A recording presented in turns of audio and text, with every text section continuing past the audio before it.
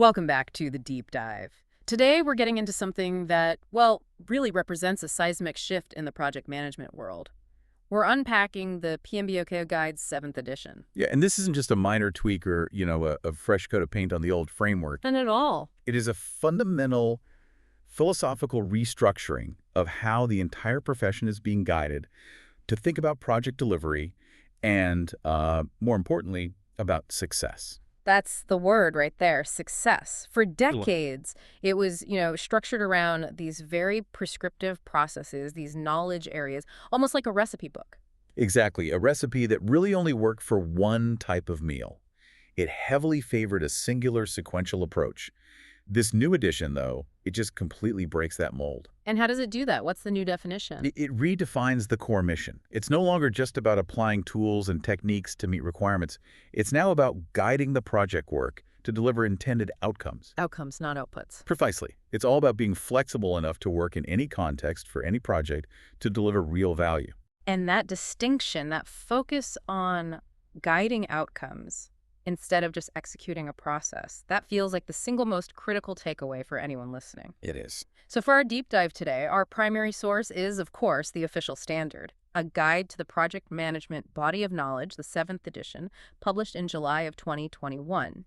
And our mission here is to give you a really comprehensive, practical understanding of this pivot, what it means to go from processes to principles, and how this new system for value delivery actually works. Yeah, let's get into it. Okay, so let's start with the big picture. Section 1, the great project management pivot. Let's set the stage here with the evolving profession. For anyone familiar with, say, the 5th or 6th edition, the structure felt very rigorous, almost like a checklist. It was very much an inputs, tools, and techniques, outputs model. You follow the steps, you get the thing at the end. Right. So why, after all that time building up that structure, did the entire framework need such a dramatic overhaul? What was breaking? Well, put simply, the structure just wasn't keeping up with reality anymore. I mean, the guide itself points out that the whole project landscape has been fundamentally changed. By what specifically? 3 big things, really. Emerging technology, the incredible rise of agile and hybrid approaches, and just these incredibly rapid market shifts. So the world was moving faster than... Way faster. The old model, which, was so heavily focused on predictive methods, planning everything up front in these sequential steps, it just didn't serve the modern reality of, say, iterative product development, where your requirements might change every single week.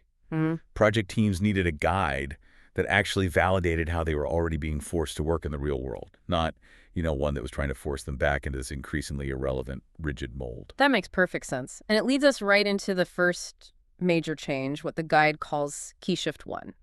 The change in classification. You touched on this. Before, project management was narrowly defined. Very narrowly. It was all about applying knowledge, skills, tools, and techniques to meet requirements. It felt very mechanistic. And the new language. The language is now so much more strategic. It's outcome-oriented. Project management now is about guiding project work to deliver intended outcomes. That feels like an existential shift for a project manager's role. It is. It completely elevates the job. It acknowledges that success isn't just delivering a specific artifact, the deliverable on time and on budget. Yeah, success is something bigger. Much bigger. Yeah. It's about achieving the broader benefit and the value the organization was seeking when it even authorized the project in the first place. Okay, let's make that really concrete. Say I'm managing a project to build a new inventory management system for a company. What's the difference there between the deliverable and the outcome? Great example. The deliverable is the software application. It's the database schema, the user manuals, the training sessions you conduct. Those are the tangible outputs, the things you hand over. Got it. The what? The what? The outcome, however, is the why. It's the intended consequence. It's achieving 99.9% inventory accuracy. It's reducing the company's carrying costs by 15%. It's improving the resilience of their supply chain. Okay. So if you deliver that software exactly as it was specified in the requirements, you hit every single one. But it fails to integrate properly with the existing systems, and it doesn't actually improve inventory accuracy. The project's a failure. Under the 7th edition's philosophy, absolutely. Yeah. It failed to deliver the outcome, so it failed to deliver value. This reframing is huge. It means projects are now fundamentally driven by the value proposition, not just the scope statement. Exactly. And this connects directly to the second big change, Key Shift 2. The official, explicit embrace of the full spectrum of development approaches. Yeah, this is the standard, finally and officially acknowledging that one size never ever fits all. The guide now explicitly covers predictive, traditional, adaptive, agile, hybrid, the whole range, And why is that so crucial for practitioners? because it gives credibility and, more importantly, it gives guidance to people working in these complex, fast-moving environments. For years, they felt like the old guides were forcing them into this strict, documentation-heavy, predictive model that just didn't fit their context. So it's about relevance. Total relevance. Yeah. Now, whether you're planning a 2-year bridge construction project or you're releasing new software features every 2 weeks, the guide is equally applicable to you. Okay, with that context set, let's unpack the new structure, because this is where the major intellectual overhaul really becomes apparent. We've said goodbye to the famous 5 process groups and the 10 knowledge areas. Yeah, they're gone. And what's replaced them is, I think, a much more elegant and integrated system. So what is it? The guide is now split into 2 foundational, interdependent parts. First, you have the standard for project management. And what's its purpose? The standard establishes the philosophical core. It presents the 12 project management principles. Think of these as the fundamental truths that are designed to guide the behavior, the mindset, and the actions of project professionals. So it's not a how-to guide, it's a how-to-think guide. That's the perfect way to put it. It's the non-prescriptive foundational layer. And then we have the second part, which is the practical layer, the PMBOK guide itself. Right, which is now structured entirely around application. The PMBOK guide presents the 8 project performance domains. And what are those exactly? The domains are basically groups of related high-level activities, things like stakeholders, team, and planning, that are absolutely critical for effectively delivering project outcomes. Okay, so how is that different from the old knowledge areas? It sounds a little similar. The crucial structural difference is that they function as an integrated system. They run concurrently throughout the entire project lifecycle. They aren't sequential stages like the old process groups. So you don't just do stakeholder management in the beginning and then check it off the list? Exactly. You don't stop engaging stakeholders after the initiating phase. You're constantly engaging them. You're constantly planning. You're constantly managing the team, all at the same time from start to finish. It makes a lot of sense. It really stops that kind of linear, siloed thinking and encourages a more systemic, parallel consideration of all the key aspects of a project. The 7th edition also seems to really focus on providing more practical support, and the outline points to 3 new structural areas that do this. Yeah. The first is a massive emphasis on tailoring development approaches and processes. This idea moves from being kind of an afterthought in previous editions to a central required activity. It's not optional anymore. Not at all. Recognizing that every project is unique requires the team to actually sit down and design a customized approach that maximizes efficiency for that specific context. And the second area? Second, the guide greatly expands the toolkit in a brand new section called Models, Methods, and Artifacts. Yeah. This is a deliberate move away from the very rigid ITTOs, inputs, tools, techniques, and outputs. Right, the endless tables of those. Yeah, exactly. Yeah. This new section is a much broader, non-prescriptive library of useful approaches. It gives the project manager much more freedom to choose the right tool for the job, rather than being told which tool to use. And the third new focus area seems to link the static, physical guide to the dynamic digital world. Yes, and this is a really smart move for longevity. It's the seamless integration with PMI standards plus you. What is that? It's a digital platform that's designed to house all the supplemental, practical, up-to-date content. Things like emerging best practices, new templates, detailed how-to guides. So it keeps the core guide from becoming obsolete quickly. Precisely. This structure keeps the core PMBOK guide stable and focused on the timeless principles, while it allows all the practical application knowledge to stay nimble and current in a field that changes, every 6 months. Let's shift our view out a bit now to the organizational context. Yep. The guide introduces this framework called the System for Value Delivery. This seems to place projects into a larger hierarchy that emphasizes continuous alignment. Yeah, this is so important. Projects don't just happen in a vacuum, right? They exist within a larger organizational structure, the System for Value Delivery. And that system could be anything. Anything. A corporation, a nonprofit, a government agency. That system uses portfolios, programs, and projects as its fundamental mechanisms to produce value for its stakeholders. So let's clarify the value delivery components and flow. The guide describes a flow of information and work that sounds like it requires pretty complex bidirectional communication. Oh, absolutely. It's a constant feedback loop. The flow really starts at the top with senior leadership. They're the ones who establish the organization's strategy, articulating the desired outcomes, the benefits, and the overall value proposition. And that strategy then dictates what gets done. It dictates what the portfolios, which are collections of programs and projects, and the programs, which are groups of related projects, choose to fund and execute. These portfolios, programs, and individual projects then perform the work, and that's what generates the deliverables. And then those deliverables, the actual things, eventually have to transition to operations. That's the critical handoff. Operations receives and maintains the deliverables, the new bridge, the new software, the updated process, and they become responsible for sustaining that value delivery over the long term. But you said it's bidirectional, so what flows back up? This is the crucial part. The flow is circular.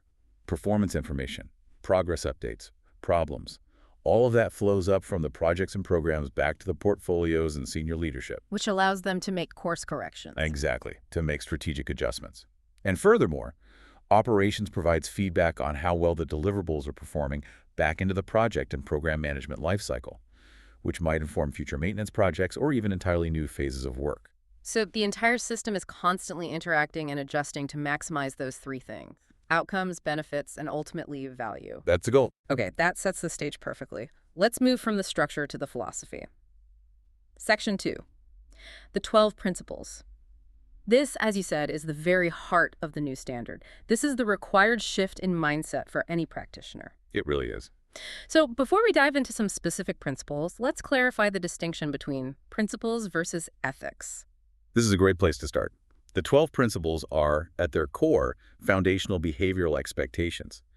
But, and this is key, they are deliberately non-prescriptive. Meaning they don't tell you exactly what to do? Right. They don't tell you to use a specific change control form or to run a specific type of risk meeting every Tuesday. They guide how you should behave and the spirit in which you should act, which then allows you to tailor the specific methods to your situation. So how do they relate to the professional code of ethics? Are they the same thing? They're complementary, but distinct. The PMI Code of Ethics and Professional Conduct is centered on 4 core moral values: responsibility, respect, fairness, and honesty. The 12 principles align with those values by providing a context for professional actions. Can you give an example? Sure. The principle of being a good steward, which we'll get into, directly supports the ethical value of responsibility.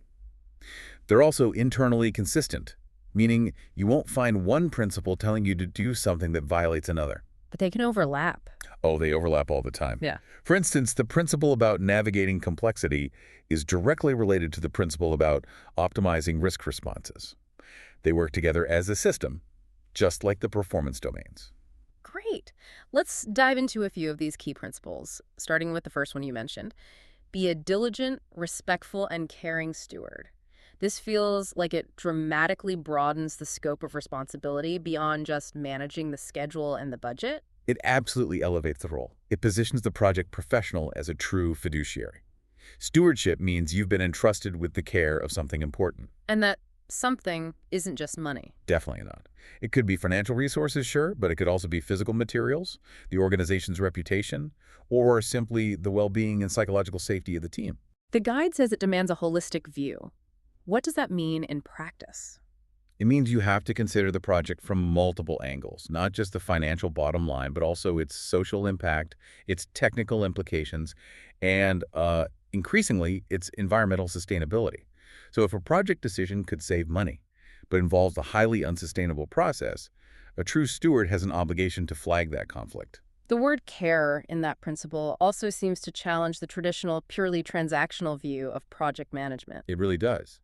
Care implies that as fiduciaries, we must diligently oversee matters, but also ensure a safe, transparent working environment. What does a safe environment look like in this context? Crucially, it means creating a project culture where any stakeholder, whether it's a team member, a supplier, an external partner, can raise concerns about compliance, about ethics, or about potential failures without fear of penalty. So it's about psychological safety. 100%. High-performing projects don't just achieve compliance as a checkbox activity. They integrate compliance and ethical behavior seamlessly into the project culture, so it becomes a shared responsibility, not just some external check performed by an auditor. All right, let's move to the second principle, which we've already touched on. Focus on value. As we discussed, this is now positioned as the ultimate measure of success, not just adhering to the plan. Value is the ultimate indicator. It's the fundamental driver of all projects. This means the project team has to understand the strategic business case for the projects inside and out. And they need to remember that value isn't always a dollar figure. Right, it could be quantitative or No. qualitative. Exactly. It could be a clear ROI or a reduced operational cost. But it could also be purely qualitative, like an improved public image, a more satisfied community, or better employee morale. The team has to know what kind of value they're supposed to be creating. This sounds powerful, but it also sounds, frankly, a little dangerous. If I'm a project manager and I'm laser focused on getting my project finished, but 3/4 of the way through the market completely shifts, how does this focus on value principle mandate that I act? This is where the principle demonstrates its true impact and its difficulty. Let's use a classic example. Your team is building a big proprietary piece of software. It's a 2-year project.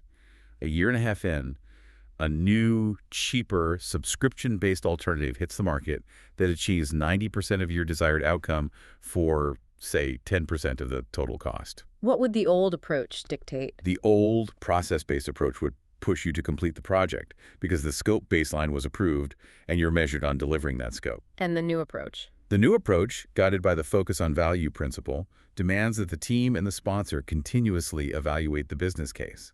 If completing your project now results in a net loss for the company or fails to deliver the intended competitive advantage, then maximizing value actually means having the courage to recommend termination. So killing a project early is seen as a success. It can be the most successful outcome. You minimize wasted resources and you pivot the organization to the new, more valuable alternative. That's a radical shift in thinking for a lot of people. No kidding. Okay, our third principle deep dive. Recognize, evaluate, and respond to system interactions. This is all about systems thinking and reflects the interconnectedness of modern business. Right. Every project is a system of systems. It's composed of all these interacting parts, people, processes, technology.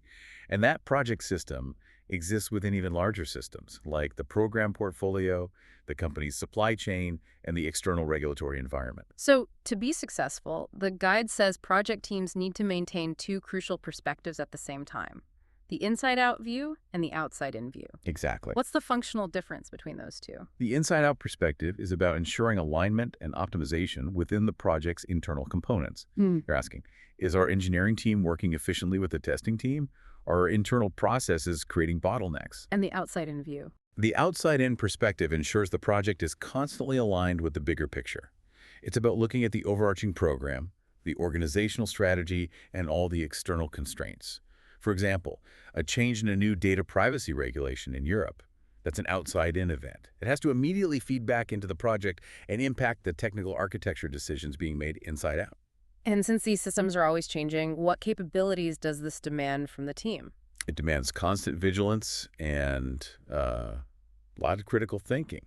Teams have to actively look for unintended consequences. Where might a change in one domain, like accelerating the schedule, negatively impact another, like increasing risk or sacrificing quality? So it's about proactively looking for those ripple effects. Precisely. And this requires you to challenge your own assumptions and mental models. You have to ask, what if our core assumption about this technology is wrong? Or what if this regulation changes? It means you need integrated methods and common artifacts across the whole system so that everyone from the portfolio manager down to the developer is speaking the same language about risks and dependencies. Okay, let's round this out with the last of our key principles: embrace adaptability and resiliency. This feels like the direct philosophical rejection of the old idea that plans must be rigid and followed at all costs. It is. It's the standard, finally acknowledging that every single plan is inherently flawed from the start, because the world changes the moment the ink is dry. So it's about building a system that can take a punch. That's a great analogy. Resilience is the system's ability to absorb shocks, whether they're technical failures, budget cuts, or external market shifts, and recover quickly. The source material is very clear on this. Rigid adherence to legacy commitments and old plans is actually detrimental to value creation. What are some of the concrete practices that enable this kind of resilience? A few things are essential. Continuous learning is one. Having diverse cross-functional teams is another. Maintaining short feedback loops so you can course correct quickly. But the most interesting and for some controversial strategy is deferring decision-making to the last responsible moment. Okay, that sounds really dangerous on the surface. Yeah. If I defer a major architectural decision until late in the project, don't I risk creating a massive dependency issue that leads to huge rework and delays? How does the guide suggest you balance that agility with the need for some certainty? It's a calculated risk, and it is a hallmark of agile thinking. You defer the decision only until the last responsible moment. And that's the key part. That's the point where delaying any further would cost you more than the benefit you'd gain from getting new information. So what's the benefit of waiting? The benefit is reduced waste. By waiting, you gather the maximum amount of information you can about technology changes, about customer needs, about market conditions, before you lock yourself into an expensive or irreversible path. So it's a trade-off. It's a core trade-off between the certainty of an early commitment and the value you gain from having better information later on. Let's use an analogy. If you are building a house, you don't defer the decision about the foundation. That's not responsible. Right. But you might defer the decision on the specific smart home technology package until much closer to the finish, when the technology market for that year has stabilized and you know what the best options are. That's responsible deferral. That makes it much clearer. Okay, so if the 12 principles are the behavioral philosophy, let's move on to section 3, the 8 project performance domains. This is the application layer, the key areas of activity that have to be managed concurrently. And that word concurrently is essential. They're all interconnected. Yeah. A change in one immediately affects the others. So what are the 8? They are stakeholders, team, development approach, and life cycle, planning, project work, delivery, measurement, and uncertainty. And you shouldn't think of them as sequential stages. Definitely not. Think of them as 8 integrated lenses through which you view and manage the project, all operating simultaneously from the very beginning to the very end. Let's jump into the first, and I think you could argue the most crucial domain, stakeholders. Yeah, stakeholders are the very foundation of value. They are the people, groups, or organizations that can affect or be affected by your project, and their influence is just pervasive. How so? Well, they're the ones who define what success looks like. They establish the risk tolerances, they set the requirements, and often they control the resources. Effective project teams have to be proactively engaging them throughout the entire project. The standard provides a model for this. It's called the effective engagement cycle. Let's detail that continuous loop. It's a 4-part cycle that never really stops. It starts with identify constantly asking, who are the relevant parties here? And this never stops, because in a dynamic environment, a new regulatory body or a new competitor can suddenly become a critical stakeholder overnight. And after you identify them, Next is understand and analyze. This goes deeper than just their job title. You really need to seek to understand their feelings, their beliefs, their values, their motivations, all of which are highly dynamic and can change quickly. and the analysis part. That often involves mapping their key attributes, things like their level of power, their potential impact on the project, their attitude, are they a supporter or a detractor, their degree of influence, and their proximity to the project. This helps you understand where potential conflict or, support might come from. For a large project, you could have dozens or even hundreds of stakeholders. So the next step, prioritize, must be vital. It's essential. You can't give everyone the same level of attention. Prioritization focuses your limited resources. While every stakeholder deserves respect, your deep engagement efforts are often focused on those high-power, high-interest individuals who have the greatest ability to either stop or accelerate the project. And that priority can shift. It has to be dynamic. The project landscape is always changing, and so is the influence of different groups. Then comes engage, which is active, two-way interaction. This is more than just sending a status report. What does true engagement look like? It requires deep listening, assimilating different perspectives, negotiating trade-offs, and collectively shaping the solution. It's about making them feel like co-owners of the outcome. And finally, you monitor. You're constantly checking if your current engagement strategy is actually working. And if it's not? If key stakeholders suddenly start missing your meetings or, expressing negative attitudes in other forums, your engagement strategy has to be retailored immediately. You can't wait. Okay, our second domain deep dive is on the team. This connects directly back to those principles about leadership and stewardship. Absolutely. The project outcomes are ultimately delivered by the project team, And the guide really emphasizes the importance of establishing a positive, effective, local culture, within the broader organizational constraints. And a critical behavioral model mentioned for leaders is servant leadership. Yes. A servant leader's mindset is completely different from a traditional command and control manager. A servant leader doesn't command. They serve the team. Their primary focus is on obstacle removal. So they're clearing the path. Exactly. They're maximizing the team's ability to self-organize and deliver value by solving any technical or organizational impediments that get in their way. What does the source say makes a high-performing team? They share a common set of attributes that are fostered by this kind of leadership and environment. Things like a shared understanding of the objectives and the why, shared ownership of the risks and the outcomes, good and bad, And what else?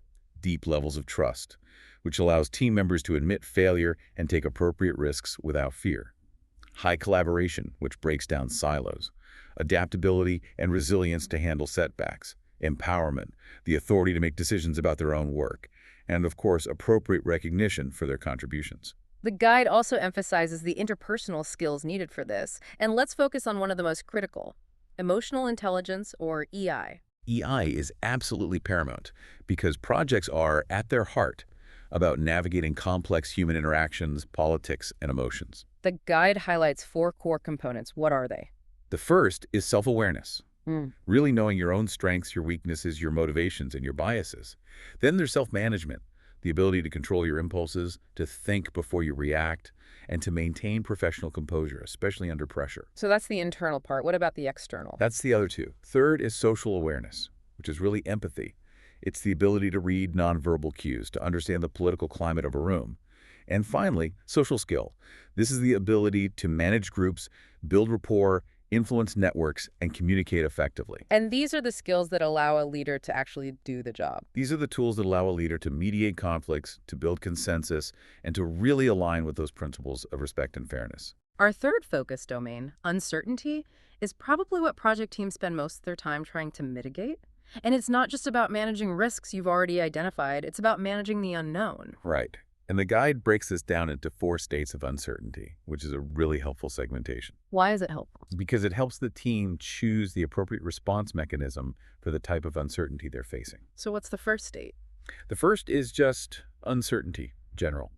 This is the kind that can sometimes be reduced simply by gathering more information or doing more research. For instance, if you're unsure which of 3 technology platforms to use, you can use a technique called set-based design. How does that work? You basically pursue all 3 competing design options in parallel for a short period. You gather data on each one, and then you commit to the one that offers the highest value or the lowest risk. It helps you make a more informed choice and reduces trade-offs later. Okay, the second state is ambiguity. Ambiguity is a lack of effective understanding or clarity. A classic example is conceptual ambiguity. The customer defines a term like user-friendly one way, and the engineering team defines it a completely different way. And until you resolve that, You're building on shifting sand. You solve ambiguity by increasing clarity. You define common rules and terms. You use artifacts like prototypes or proof of concepts to quickly validate assumptions and build a shared mental model of what you're trying to create. then we have the third state, complexity. Complexity is the state where management is just really difficult because of the sheer volume, diversity, or unpredictable interactions of the project elements. System behavior, human behavior. And what usually causes it? It's often escalated by having a huge number of diverse stakeholders, a ton of regulatory requirements, or a web of technological dependencies. Since you can't really control complexity, you have to manage its impact. How do you do that? The guide suggests a couple of strategies. One is decoupling, where you intentionally disconnect independent parts of the system to simplify management. For example, you isolate the regulatory compliance system from the core operational system so that a change in one doesn't immediately cascade into the other. Another strategy is simulation, where you use information from similar complex projects to understand the likely outcomes and behaviors of your own. And the final state of uncertainty. Volatility. This is rapid, unpredictable change. Think about fluctuating material costs, sudden changes in the availability of key skills, or geopolitical shocks. Volatility is often externally driven, and it directly impacts your costs and schedule. And how do you deal with that? The best response is to build in flexibility.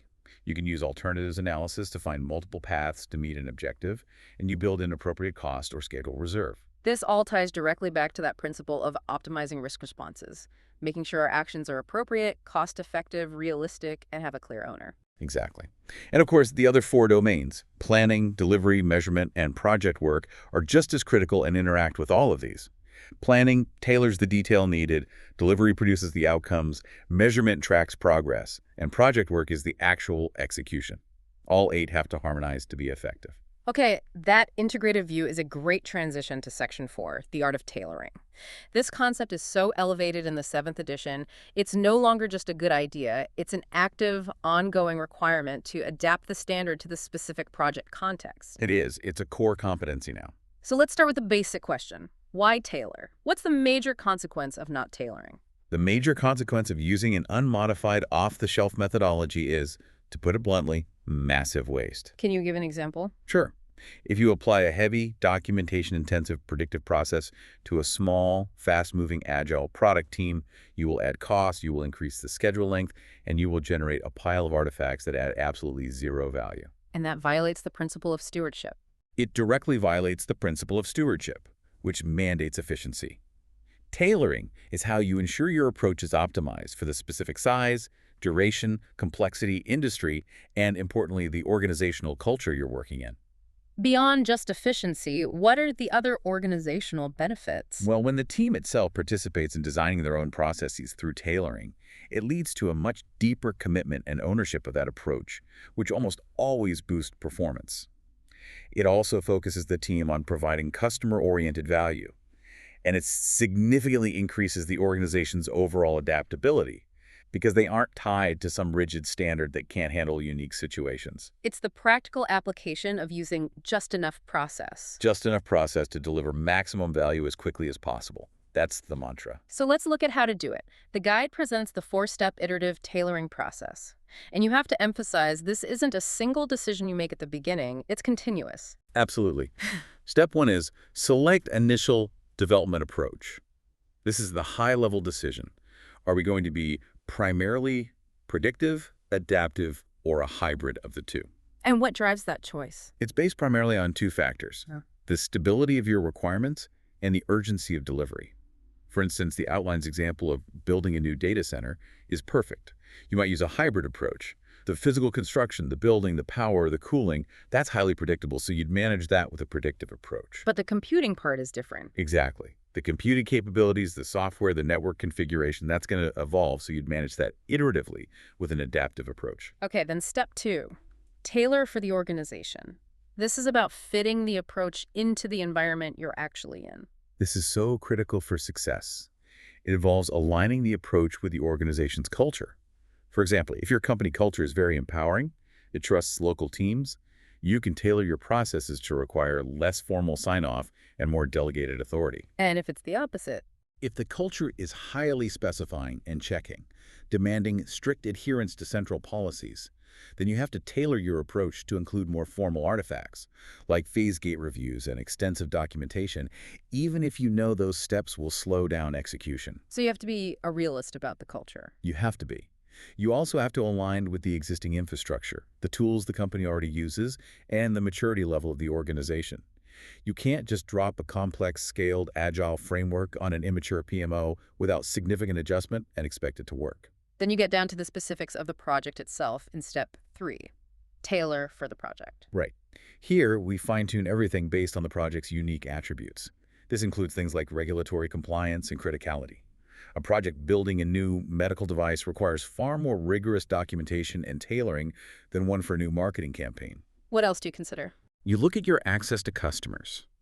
If customer feedback is really difficult to get, then a rapid, iterative tailoring approach is less beneficial, and you might need more upfront planning. You also have to consider team size and location. A small, co-located team can use informal, high-touch communication. A large, geographically dispersed team needs formal, codified communication artifacts and processes just to function. And finally, the loop closes with step 4, implement ongoing improvement. Because tailoring isn't static. It has to be continuously inspected and adapted. This involves using regular review points, formal phase gates, and most importantly, in adaptive environments, retrospectives. And a retrospective is what exactly? It's a systematic team meeting, usually held at the end of an iteration, where you inspect how the process itself is working and you determine what process adjustments you need to make for the next cycle. This step is what fosters the mindset of innovation and allows the team to truly own their continuous improvement cycle. So if a team realizes their tailored approach is starting to fail, how do they diagnose the need for tailoring in a practical way? They have to rely on the diagnostics they get from their performance metrics and those feedback loops. The source actually provides some excellent practical examples of symptoms and suggested tailoring adjustments. Let's talk through a couple of those. A classic pain point. What if your stakeholders are highly resistant or consistently sharing negative feedback? That is a clear symptom of a failed engagement strategy. The guide's suggestion is to immediately evaluate the sufficiency of your information sharing. Are you communicating the right things to the right people at the right time? Maybe the team needs to tailor deeper engagement techniques, like holding more collaborative working sessions or using different visualization tools instead of just relying on dry status reports. Another one. What if the team observes too much work in progress, or WIP, or high rates of scrap, meaning a lot of partially finished work is getting thrown out? That indicates a fundamental flow problem in your process. The tailoring fix here is to enforce flow control mechanisms. The team should tailor the use of visualization tools like value stream mapping to systematically analyze the entire process from concept to delivery so they can identify the non-value-added steps and the bottlenecks. And then what? Then they can implement Kanban boards to enforce explicit limits on that work in progress. This forces the team to finish tasks before they start new ones, which dramatically reduces waste and scrap. Okay, final one. A very common organizational impediment. Long delays waiting for approvals. This is a governance tailoring issue, right? It absolutely is. If approvals are dragging everything down, the team needs to tailor the decision-making authority.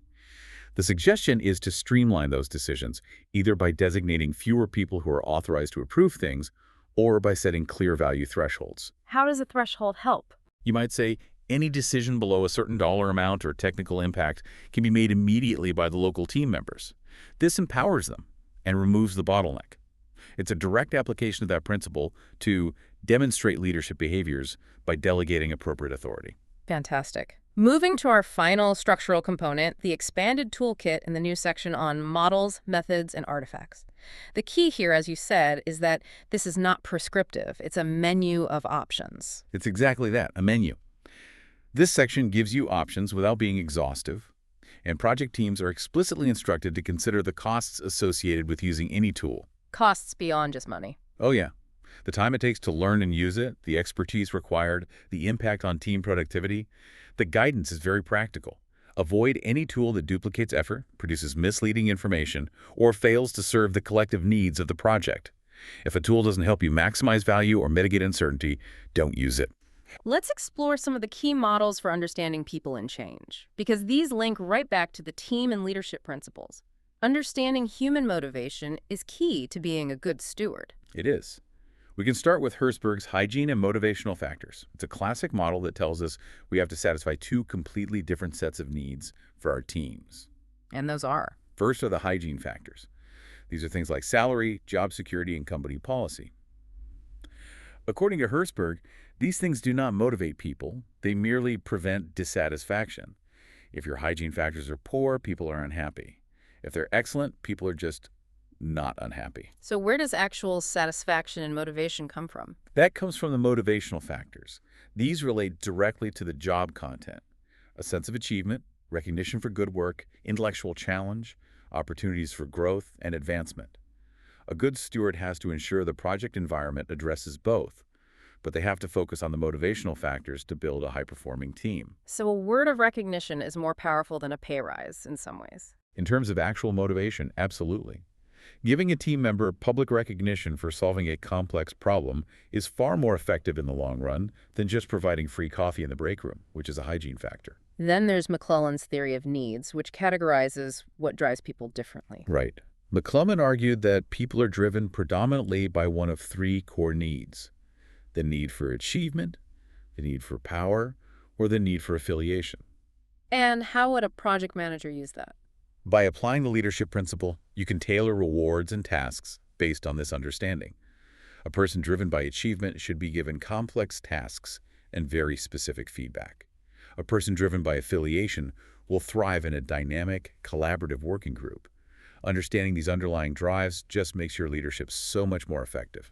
Let's switch gears to change models. The ADKR model focuses on the sequential steps for an individual's transition when a change is introduced. Yeah, ADCAR is a great tool for managing the people side of change. It breaks down an individual's acceptance into 5 necessary stages. It starts with awareness of why the change is needed. Then comes desire, the personal willingness to support and participate. And then the practical parts. Exactly. Knowledge of how to change, ability, which is the hands-on skills to actually execute the change, and finally reinforcement, which are the measures you put in place to sustain the change and prevent people from backsliding into old habits. And this is critical for any project that changes how people work. Any project. Because the technical success is totally moot if the end users won't adopt and transition to the new product or process. Contrasting with that individual focus is the organizational approach of Cotter's 8-step process for leading change. Cotter's model is much more top-down. It's about leading large-scale organizational change. It emphasizes creating a powerful sense of urgency right from the start, forming a strong coalition of leaders to drive the effort, developing a clear strategic vision, and then communicating that vision broadly and often. It also mentions short-term wins. That's a key step.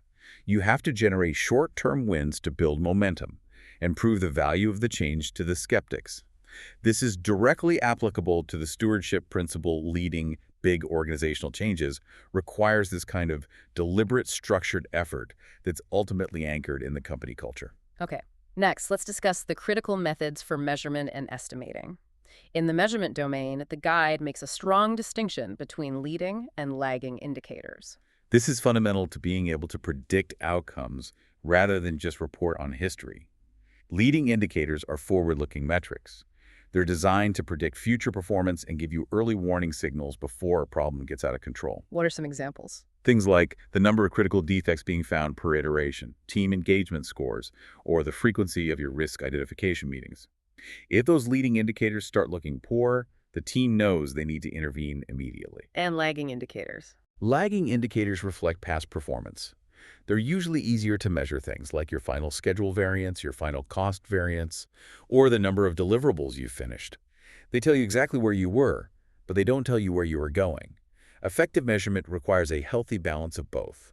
Earned value analysis, or EVA, remains a key method in the guide for integrating scope, schedule, and cost performance. EVA is a classic for a reason. It's a very powerful method for getting objective, quantifiable metrics on your project's performance. The key measures include schedule variance, SV, and the Schedule Performance Index, SPI, which tell you if you're ahead of or behind schedule based on the value of the work you've actually completed. And the same for cost. Right. Cost variance, CV, and the Cost Performance Index, CPI, measure your budgetary efficiency. But EVA also provides forward-looking forecasts, like the estimated completion, EAC, and the estimate to complete, ETC. These give the team and the stakeholders a projected final cost based on current performance, which allows for proactive intervention if the project is trending toward failure. Turning to estimating methods, the guide now fully supports both absolute and relative approaches. Which is great. Absolute and enter. Estimating uses specific concrete numbers like, this will take 15 days, or this is 120 person-hours of work. This works best when the work is highly defined and repetitive. And the alternative. Relative estimating, which is often used in adaptive environments. Instead of guessing hours, you compare new work against known, similar pieces of work you've done before. You use abstract units like story points. Why is that better in some situations? Because it forces the team to focus on the complexity and effort required, rather than getting bogged down in the deceptive accuracy of specific timeframes. And to get consensus on those relative estimates, you use methods like wideband Delphi and its variation, planning poker. How does that work? Basically, subject matter experts estimate anonymously. They all reveal their numbers at the same time. They discuss the reasons for any large differences, and then they re-estimate until they reach a consensus. It's a great way to reduce individual bias and get a more realistic number. Our final look at the toolkit covers artifacts, the essential documents. These are the tangible documents and records that the team selects through that tailoring process. Right, and the standard organizes them into a few distinct categories, which is helpful. First, you have logs and registers. These are dynamic documents used for continuous recording and tracking of things that evolve. Like what? This includes the assumption log, where you're constantly verifying your project assumptions, the issue log, the risk register, and the lessons learned register. These directly support that principle of systems thinking by ensuring that complex, changing data is continuously monitored. Next up are the baselines. The baselines are the opposite. They're static approved control points. They represent the current controlled versions of critical documents against which you measure your actual performance. The most important one is the performance measurement baseline, which integrates your approved scope, schedule, and cost baselines. This is essential for tracking performance with EVA and making sure the delivery domain is operating according to the plan. And finally, there's a new emphasis on visual data, which reflects that need for efficient, timely communication, which is so crucial for adaptability. Yeah, visual artifacts are incredibly effective information radiators. These can be simple information radiators, often just low-tech, high-touch physical displays like a whiteboard posted in the project area to share status at a glance. And more formal tools. Yes, things like task boards or Kanban boards, which visualize the workflow, show the status of every work item, and enforce those explicit limits on work in progress. And also burn charts, like burn down or burn up charts, which track the team's velocity and allow stakeholders to quickly understand the rate of progress and the project's predictability. That's a comprehensive look at the toolkit. I think we've covered the core of this new edition. We have. It's a lot to take in, but it's a very logical and integrated system when you see how all the pieces fit together. Okay, let's bring this all home. We have completed our deep dive through the fundamental changes of the PMBOK Guide 7th edition. To summarize our core findings, the profession has pivoted from a very rigid, process-driven model to a much more flexible, principles-based approach, which is defined by those 12 core principles of behavior. Right, and the application structure that supports those principles is now the 8 interconnected performance domains, which, as we've said, operate holistically throughout the entire project lifecycle. And the central mechanism that makes the whole standard relevant for any project, from building a bridge to building an app, is that commitment to continuous tailoring. It's all about ensuring the approach aligns perfectly with the unique context to maximize value delivery. That's the essence of it. So the ultimate relevance to the learner, for you listening, is that this guide finally recognizes the chaos and complexity of the modern project environment. It gives you a framework that enables you to be more proactive, innovative, and nimble. It does that by moving the focus away from strict adherence to process steps and on to achieving desired outcomes. It fully supports the entire spectrum of delivery approaches that are needed in the 21st century. And it also gives project managers the vocabulary and, maybe more importantly, the philosophical backing to challenge that traditional organizational rigidity. Yes, to demand that the organization focuses on optimizing value rather than just, clocking hours against a predefined budget. Before we close, here is a final provocative thought to leave you with, drawing on this new focus on ongoing value delivery. The sources indicate that global business trends are increasingly pushing project expectations toward product management models, especially in technology-enabled environments. And these models prioritize something very different from traditional projects. They prioritize stable, long-standing teams that receive incremental funding over short-term project structures. This development seems to fundamentally challenge the very definition of a project as a temporary endeavor, which has been the bedrock of the profession for decades. It absolutely does. So here's the question. If the ultimate value of a project deliverable, let's say it's a mission-critical software as a service platform, is realized over 5 or 10 years through continuous support, maintenance, and enhancement by a stable, dedicated team, how should organizations fundamentally rethink the concepts of project closure and team longevity? If the initial project is really just the starting charter for a continuous stream of value delivered by a long-lived product team, is the term temporary endeavor truly meaningful anymore?